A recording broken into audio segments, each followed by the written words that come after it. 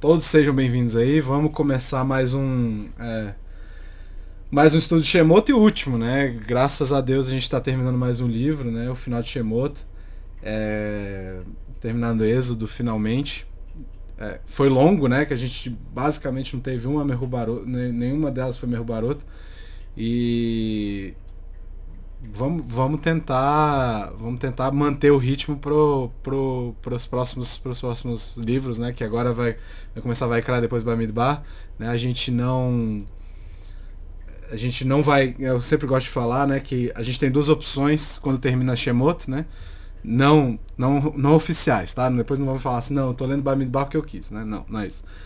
Mas teoricamente, se você for seguir a parte das leis logo em seguida, você vai para Vaikra, né? A Vaikra continua a parte da Alahá, né? Mas a história mesmo, o que vai acontecer depois, continua em Bamidbar, né? Então a gente tem essa diferenciação aí, né? Por isso, e essa talvez seja uma das coisas mais fortes na ideia do Rashi de que a Torá não segue nenhuma ordem cronológica, porque tem muita pouca Agadá, muita pouca história dentro de Vaikra e muito pouca Alahá dentro de Bamidbar e mais Agadá, né?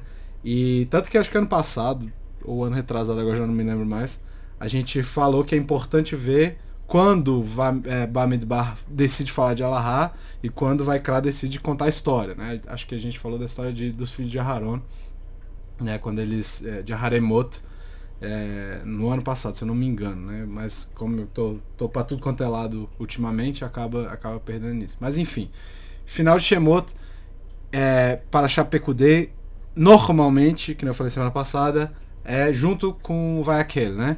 Então o fato de ser junto com o Vayakel faz com que eu seja obrigado a voltar nela hoje também, né? Eu queria repetir algumas coisas que eu já falei, só pra gente fechar o livro de uma forma bem interessante, né?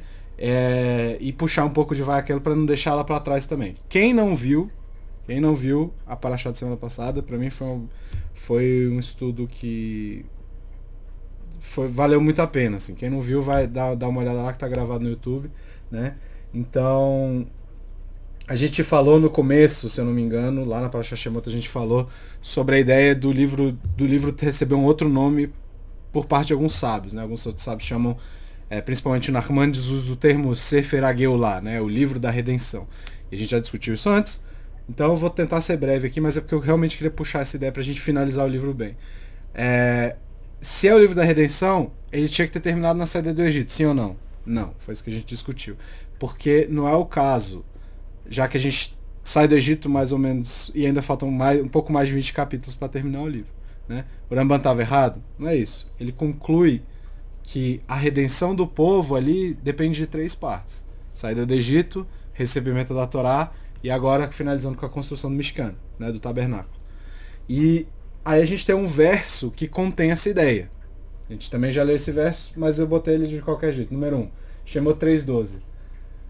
Isso é Hashem falando para Moshe que ele tem que tirar o povo do Egito. Ele diz assim: pois estarei contigo, e isso será para ti o sinal que eu te enviei. Depois de haveres tirado o povo do Egito, servireis a Hashem nesse monte. E a pergunta que eu falo é: ali é onde, né? Qual é a pergunta que eu quero saber aqui? Ali era onde? O Sinai. Tá. Mas essa questão de adorar, de servir, os 10 mandamentos seria considerado servir? Parar ali no Sinai e ouvir os 10 mandamentos, seria considerado um serviço? Seria considerado servir, que nem Hashem está dizendo aqui? Não. Seria ouvir Hashem, não é servir Hashem. Então, aqui diz que eles vão voltar para o monte, vai ter um recebimento de Torá e aí vão servir. Para servir eles precisam saber como que serve, então recebimento da Torá, e para servir eles têm que agir de forma concreta, e isso é o Mishkan. Então aqui a gente tem os 3 passos: sair do Egito, receber a Torá e construir o Mishkan, tá? Então você vai tirar o povo do Egito e vai construir o Mishkan.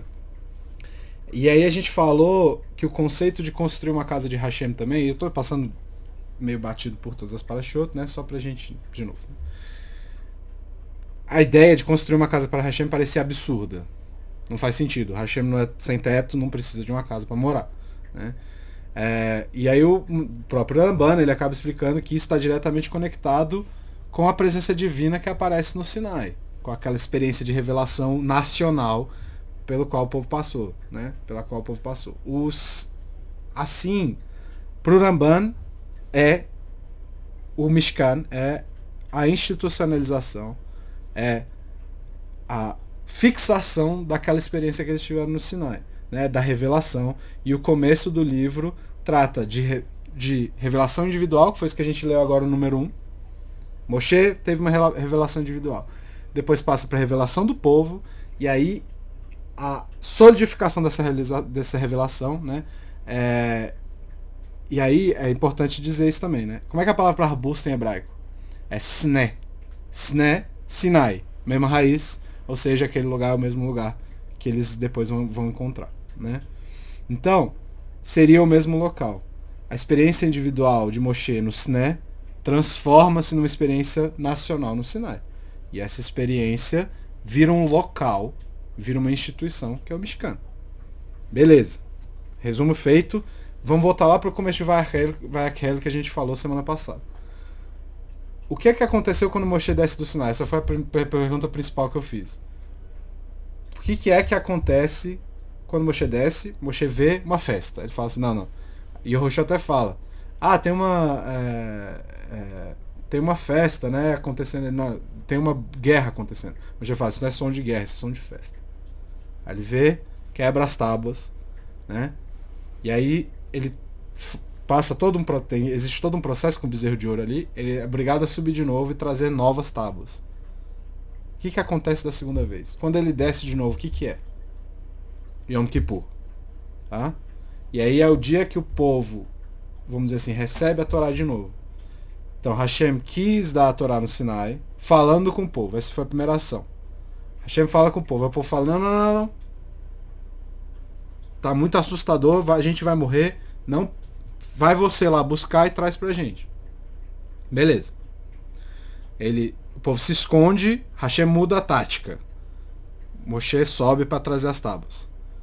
E aí a gente tava festejando e tentando fazer uma coisa que não tinha nada a ver, basicamente. O que Hashem faz? Quebra essas aí, volta, desce de novo com o outro. Então Hashem tá fazendo o quê? Constantemente querendo dar a Torá. Né? Mas raramente o homem está disposto a aceitar a Torá. Aqui a gente tem um problema. Né? Então depois de Pessah, que já está aí, né? A gente vai ter Purim daqui a pouco, Pessah. A gente tem Shavuot. A gente conta as semanas, Shavuot. Shavuot recebe o nome de Zman Matan Torateinu. Tempo da aceitação, do recebimento da Torá. Tempo da entrega da Torá. Por que não é o... Necessariamente a gente não está falando de aceitar a Torá, e sim de entregar ou de ganhar como um presente. Que Matan tem a ver com esse receber, né? Não é necessariamente aceitar. A gente não aceita porque a gente errou. Né? A gente não aceita nada. Qual o dia que a gente aceita a Torá de fato aqui? Yom Kippur, na segunda descida de Moshe. Então, Yom Kippur é o dia que o povo é perdoado e tem que passar por um processo de purificação. E também não é uma coincidência o fato de que no calendário essas duas datas coincidem. Né? O Yom Kippur existe justamente pelo fato do povo ter aceitado a Torá. E essa também é a razão pela qual a gente não come ou não bebe no Yom Kippur. Faz parte do processo de purificação. Porque o que a gente fez no bezerro? Comeu, bebeu e festejou. Fez outras coisas que também não pode fazer no Yom Kippur. Tá? Então, a gente não faz nada disso justamente para se purificar e mudar a ideia. Receber a Torá de fato. Beleza. Moshe desceu a segunda vez. O que ele falou semana passada? Número 2. Moshe reuniu toda a congregação dos filhos de Israel e disse-lhes: essas são as coisas que Hashem ordenou que fizessem. 6 dias fará trabalho, no 7º dia haverá por vós santidade, Shabbat e repouso a Hashem. Todo aquele que fizer trabalho nesse dia será morto. Tá? A gente já falou isso semana passada, então não vou ficar me repetindo muito aqui. A gente tem que pensar no porquê desse mandamento ser o primeiro que vem depois do bezerro de ouro. O povo fez o bezerro porque, vamos lá, estava de uma forma buscando espiritualidade. Foi uma forma errada, mas estava. É que nem o pessoal que... a questão da idolatria envolve uma coisa parecida com o uso de drogas, vamos dizer assim. Você busca uma experiência muito forte de uma vez só que é uma experiência que gera problema. Mesma coisa com o bezerro de ouro. Não é uma espiritualidade verdadeira. Eles acreditaram que aquilo satisfaria eles, teria a capacidade de satisfazer eles de alguma forma espiritualmente. E isso acaba criando aquela experiência que a gente discutiu, o fato de a gente, do nosso ponto de vista, se afastar de Deus. E aí Deus fala o quê? Quer espiritualidade agora? Guarda o Shabat. Espiritualidade se alcança nesses momentos assim. Esse é o momento no qual não necessariamente existem erros. É importante a gente lembrar que Adão e Rava não foram expulsos do Jardim do Éden instantaneamente. Eles ainda passaram o Shabat lá e depois eles foram mandados embora. Então a sentença deles, pelo erro, pela transgressão, acontece depois do Shabat. Ou seja, o Shabat cria esse plano espaço-tempo que é semelhante ao Gan Eden. É um gostinho, um cheirinho do Gan Eden, né? Ele tem esse aspecto de estar além da transgressão de Adão e Rava, no caso aqui também, do que eles fizeram do bezerro. É simples, pero não mucho, né? O que Moshe está dizendo. O povo erra, Moshe fala. Como é que você resolve esse erro? Como é que você faz o tikkun do erro? Como é que você conserta? Você vai trabalhar por 6 dias e no 7º dia você vai descansar. O que ainda é uma baita de né? Eu já falei algumas vezes aqui. Tem um rabino que eu gosto muito que fala que a prova que Deus existe é que existe o conceito de descanso, porque homem nenhum ia inventar isso. Né? Então, Shabat que é a solução para a sua espiritualidade, para a sua busca espiritual. Não é o bezerro. Tá? Beleza. Recado tá dado. De novo, quem quiser assistir o estudo da semana, que tem bem mais informação, é bem mais completa essa ideia. Então vamos começar finalmente Pekudei. Mas eu não vou começar com o começo, vou começar com o final. Como é que Pekudei termina? Vamos lá, número 3. E fez... número 3, chamou no capítulo 40, lá no finalzinho já. E fez levantar o pátio ao redor do tabernáculo e do altar. E pôs o véu na entrada do pátio e Moshe acabou a obra. Não foi só Moshe que fez, mas né, ele finalizou o processo. E a nuvem cobriu a tenda da reunião e a glória de Hashem encheu o tabernáculo. E Moshe... beleza. Vamos lá. O que é que ele está fazendo aqui? Aqui é um exemplo de trabalho duro sendo recompensado, basicamente, né? A nuvem cobriu a tenda da reunião e a glória de Hashem encheu o tabernáculo. Sabe, né?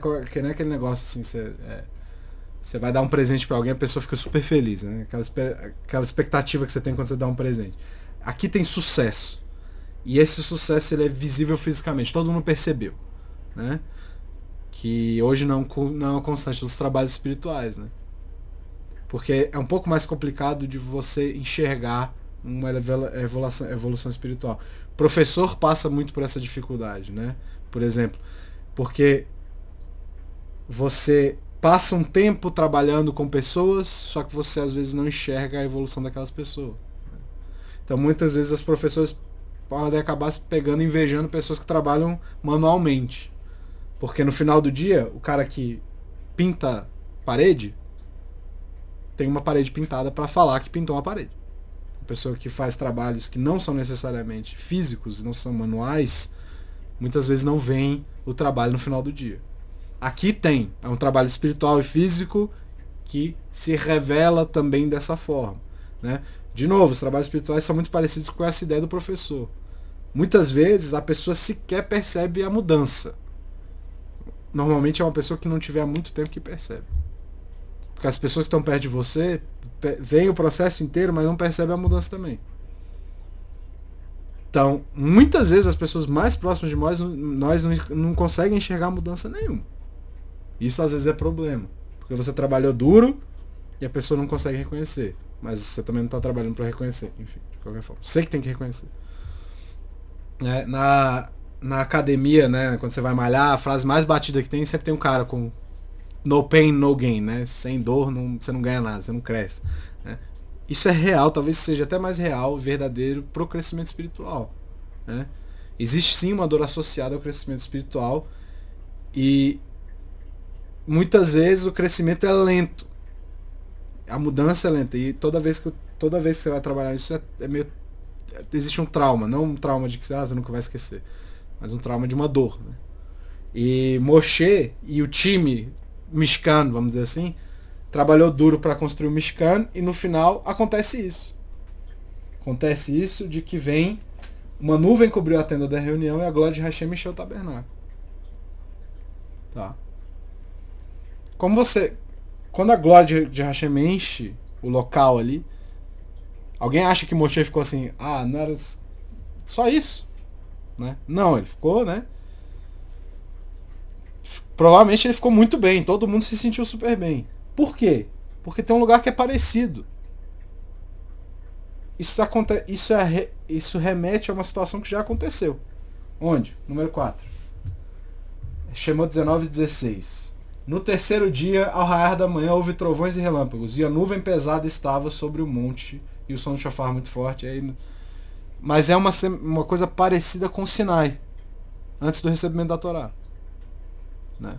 Não tem as coisas que assustaram o povo, né? A voz do shofar, os relâmpagos e os trovões, mas a parte que acalmou o povo tem. Tá? Então, esse é o ponto do Nachmanides agora. A glória de Hashem entra no Mishkan, agora o livro pode acabar.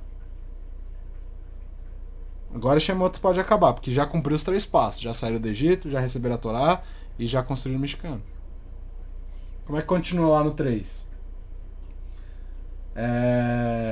E quando a nuvem se levantava sobre o tabernáculo, os filhos de Israel moviam-se em todas as suas jornadas. Se a nuvem não levantava, não se moviam até o dia de seu levantar. Porque a nuvem de Hashem estava sobre o tabernáculo durante o dia, e de noite havia fogo nele, e aos olhos de toda a casa de Israel em todas as suas jornadas.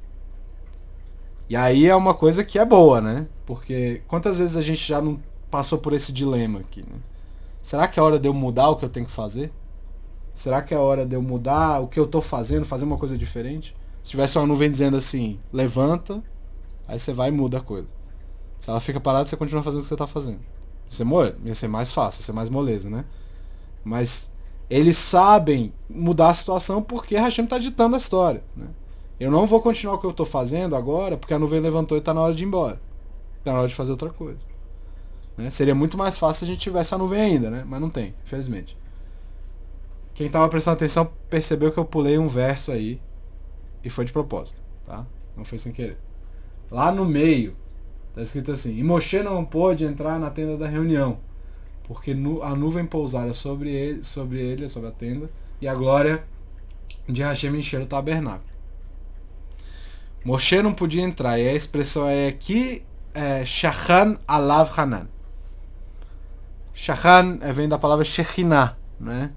Ou seja, a presença divina, que é a Shekhinah, que enchia aquele lugar.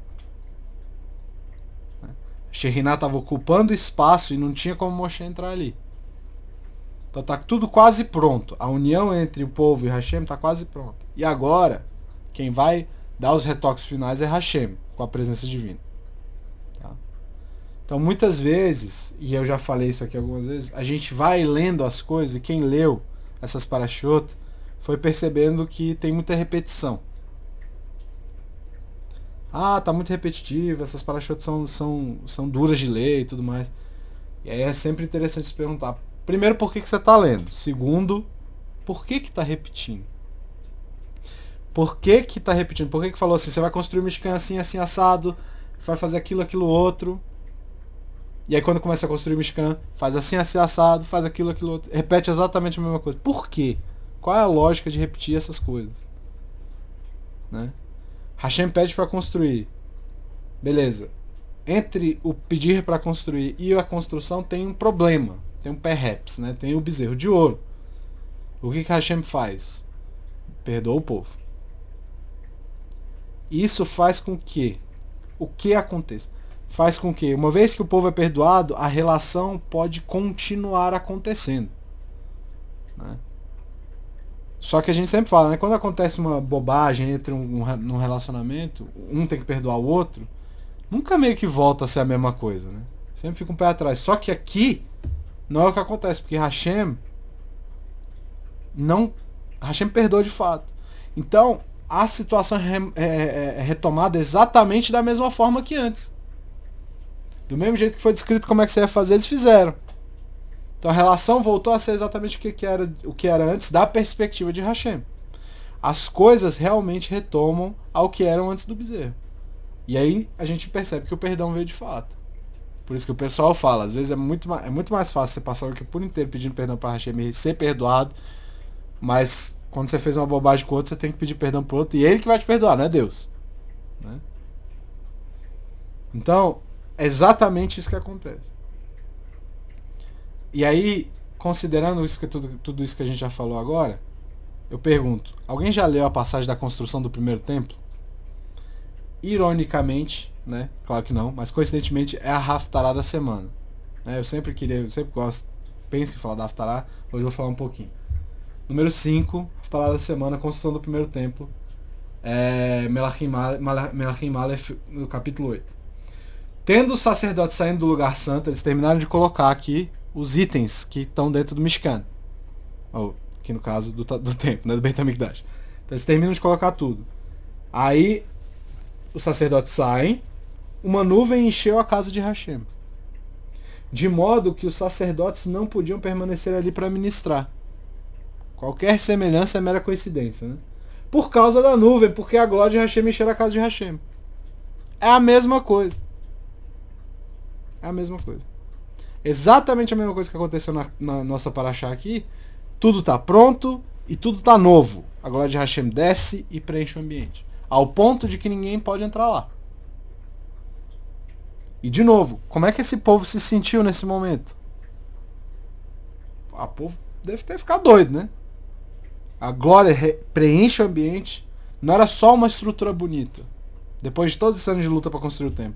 Era uma coisa quase inacreditável. Maravilha.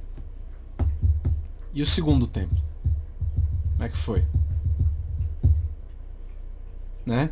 O segundo Beit HaMikdash tá ligado com uma festa que tá chegando. Que é Purim. Né? O povo foi exilado. Normalmente, né? Exílio é punição. E segundo algumas das opiniões da Guemará, isso foi uma coisa que fortaleceu a destruição do segundo templo. É o fato de que ele foi erguido e pouca gente quis voltar para ver. Já que ninguém quer o templo, não precisa ter. Não foi essa a razão principal. Tem uma razão principal da qual a gente vai falar, mas essa é uma das opiniões que tem lá. Né? Hoje, né, ir para Israel é relativamente simples. A agência judaica paga a tua viagem só de ida, te banca lá por um tempo. Né? Por que não ir para ver a reconstrução a reconstrução de Jerusalém aos poucos, por exemplo, né? Nossa tendência é falar, pô, eu tô confortável aqui, não vou não. E é mais ou menos isso que acontece em Purim, né? E o povo tá confortável, até que aparece Ramã e fala assim, pô galera, vocês não estão afim de um genocídio não? Aí o povo fala, não. Eu tô brincando aqui, mas é sério, a situação é séria. Né? Ainda mais que a gente tá vendo hoje em dia. Então, essa ameaça fez o povo mudar a cabeça. E que nem eu falei acho que semana passada. O povo recebe a Torá de fato, sem milagre, sem nada. Aceita a Torá, não tem milagre mais. Né?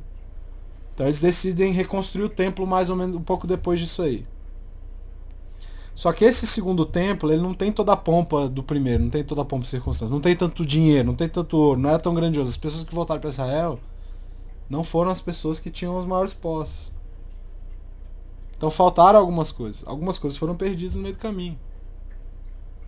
Mas eles terminaram de construir mesmo assim. E aí, o que acontece? Como é que o povo se sentiu? Né? Foi igual foi com o Mishkan e com o primeiro Beit HaMikdash? Como é que foi? Livro de Ezra. Número 6 aí nas notas. Ezra 3:12. Porém, muitos dos sacerdotes, dos Levim, dos chefes de família, dos anciões que haviam visto o primeiro templo, interromperam, estava todo mundo comemorando. E aí, esses aí que viram o primeiro templo, interromperam em pranto quando essa casa se apresentou a seus olhos. O segundo templo. Mesclando com os gritos de alegria dos que se regozijavam. De modo que não se podia discernir uns dos outros, porque altos eram os braços de todos, a ponto de poderem ser ouvidos mesmo de longe. O que está acontecendo aqui? A galera mais jovem estava comemorando. A galera mais velha estava chorando. Era de alegria? Não, não era de alegria. O que está acontecendo? Por que eles estão chorando? Não é alegria. E aí? Eles já perceberam uma coisa. Não aconteceu uma coisa muito importante aqui. tá faltando alguma coisa. E é só lendo a Parashá dessa semana, a Haftará, que a gente pode perceber o que está faltando. O templo não é preenchido pela presença divina aqui. E até o Talmud chega a falar que esse choro depois supera a alegria. E todo mundo começa a chorar. Porque aquilo que eles estavam esperando que acontecesse nunca acontece. E aí? No final das contas, o que é que o povo quer? O que a gente quer? A gente quer, na verdade, que no momento que a gente busque Hashem, que a gente busque Deus, ele responda a gente. E muitas vezes a gente confunde a ideia achando que a gente tem que ser coberto de bênção e não faz nada. Né? Mas ali eles estão esperando a resposta. Estão esperando o quê? Quando o templo foi construído, quando o Mishkan foi construído, a glória de Hashem preencheu o Mishkan. Quando o templo foi construído, a glória de Hashem preencheu o primeiro templo. Agora o segundo também tem que ser assim. Foi isso que aconteceu? Não. E aí? Como é que termina? Né? Quem leu o livro de Ezra sabe, é uma época conturbada, tem muita assimilação, mais pra frente vai falar dos Kohanim, que é difícil de dizer quem que é quem não é, porque casou com não sei quem, casou com quem não podia. E aí o que acontece? Né? Depois um monte de coisa absurda vai acontecer dentro do templo. Aí saem os persas, entram os helenistas, os sírios, gregos, ou o que quer que seja. E os helenistas inicialmente não estavam nem aí porque aconteceu, deixava de acontecer no templo. O problema, no caso, foram os judeus inicialmente. Alguns se impressionaram com o modo de vida e o comportamento dos gregos. E eles se assimilaram, aceitaram, é isso que a gente vai fazer, é bonito pensar e tal. Né? Tô falando que não é pra pensar, né? Mas o jeito deles de pensar, o jeito deles de ver o mundo. E aí eles começam um processo que muda o templo, tenta fazer com que o templo aceite esse novo helenismo aí, e transforma o templo num lugar que já não tem, já tem essa deficiência inicial, e aí vira um lugar sem santidade nenhuma. E aí o que acontece? Briga, né? Começa a brigar. E alguns brigam para evitar isso que está acontecendo, ou para diminuir o que está acontecendo. Né? E aí que história é essa? Eu já falei de Purim, agora eu tô contando outra história. História de Hanukkah, né? E aí começa uma guerra civil. E guerra civil é um problema. Porque ninguém comemora a guerra civil. Irmão matando irmão, irmão atacando irmão. Não é isso que a gente celebra no Hanukkah. A guerra fica tão complicada que o pessoal que estava do lado dos gregos chama reforços. E aí a gente tem toda a história mais famosa ali, né? No final das contas, o que acontece? Os Hashmonaim, né, os Asmoneus, né, acho que é a tradução, eles recuperam o templo, né, como a liderança, não são só eles, né, mas eles como a liderança. Só que eles já pegam e recuperam o templo como esse lugar que não é necessariamente mais espiritual. Mas aí no meio das coisas ali que eles estão olhando, eles encontram o potezinho de óleo, né, que ainda está lacrado, ainda tem o selo do Kohen Gadol, e serve para um dia. E aí acontece o tal do milagre de Hanukkah, que é que esse óleo dura por 8 dias. Minha pergunta é, no ano seguinte eles comemoraram isso? Ou a gente começa a comemorar bem depois? Não, eles não comemoraram. De novo, o sentimento de guerra civil ainda estava no ar. Por que você vai comemorar isso? Mas o Rashi acaba explicando a partir do Talmud, lá em Shabbat 21b, que o milagre do óleo representa o quê? O retorno da Shekhinah, o retorno da presença divina ao templo. No caso, a primeira vez que a presença divina entra naquele templo. Tá? Aqui é a vitória da possibilidade da espiritualidade. Aqui é a luz que te possibilita se elevar espiritualmente. E Zohar traz uma ideia muito interessante que diz que essa luz que entrou agora em Hanukkah, que entrou no templo que foi construído na época de Shlomo, que entrou no Mishkan na época de Moshe, é a mesma luz que aparece lá na criação no primeiro dia. Que é a luz que Hashem decide esconder depois. Né? Isso é uma discussão para outro dia, mas ele esconde aquela luz. Não é a luz física, é uma luz espiritual. Tá? E esse tipo de luz é muito fácil de perder, tá? Porque a Hashem esconde ela. Mas por que é que dura 8 dias Hanukkah e não 7? Por que durou 8 dias o... Ah, não, porque demorava 8 dias para fazer o óleo. Não, não é isso. Hanukkah dura por 8 dias porque 7 é aquele número que completa o aspecto físico. A semana tem 7 dias. Shavuot, né? Semana. 7 vezes 7. Né? 7 representa a finitude do aspecto físico. Enquanto 8 é além do físico. Né? A gente usa o termo metafísico. É espiritual 8. Tá? E isso acaba ensinando que a gente pode ir além dos nossos desejos físicos, controlando os nossos desejos, por exemplo. Que foi o que você fez. Né? Então as luzes de Hanukkah duram esses 8 dias justamente para demonstrar essa relação aqui. Né? Essa luz que se esconde no segundo dia, né, é escondida por quê exatamente? Por que isso acontece? O que acontece depois no segundo dia, por exemplo? Número 7, né, a última pontinha das notas aí. O que é que Deus fez no segundo dia? E Deus disse, haja o firmamento no meio das águas e haja separação entre águas e águas. Esse é uma das um dos passuquim mais complicados da Torá, já é logo o sexto, né? Mas o Midrash Rabbah explica que aqui é quando aparece a primeira disputa, né? A disputa como sendo parte do universo normal, né? Duas coisas discutindo uma com a outra. Tá? Mas teve uma separação antes. Por que só essa aqui que é disputa? Qual que foi a primeira separação? Entre luz e trevas, entre dia e noite. Mas dia e noite não são a mesma coisa, né? Dia e noite são coisas diferentes. Aqui está dizendo águas e águas. O que está acontecendo aqui? Só pode existir disputa nesse caso, no qual a gente tem duas coisas ou duas pessoas que pensam ser a mesma coisa. Só aí que tem isso. Só aí que tem essa disputa que é a possibilidade. Luz e escuridão não são a mesma coisa. Então não tem disputa, não tem discussão. A gente só pode ter isso quando essas duas coisas acham que são a mesma coisa. Automaticamente uma pensar que é melhor que a outra, uma pensar que é superior à outra, etc. Por exemplo, qualquer emprego, se você colocar duas pessoas para fazer o mesmo trabalho, para exercer a mesma função, e não tem espaço efetivamente para duas pessoas, você vai criar um problema. Né? Cada um tem que saber exatamente qual é o papel para existir um processo de sucesso, vamos dizer assim. É bom ter competição, obviamente. Mas competição sem identidade é problema. Então você primeiro tem que ter uma identidade. Depois você cria a competição. E esse problema pode criar infinitos outros também. Né? Então a luz inicial é guardada quando há conflito. E ela volta quando?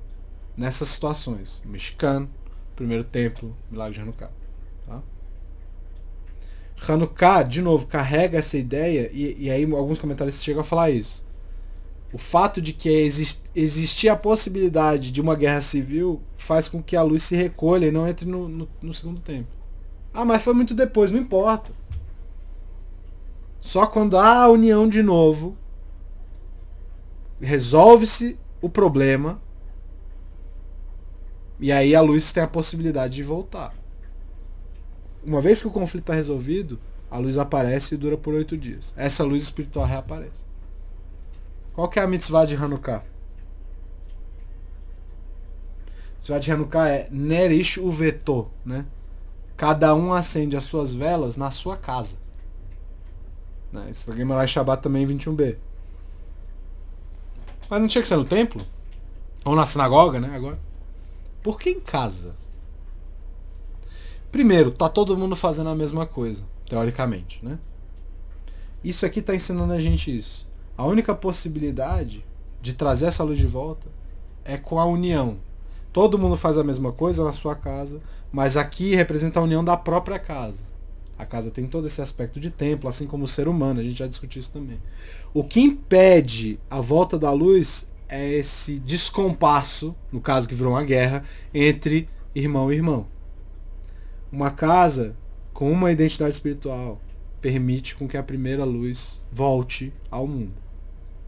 Isso se espalha entre o povo, certo?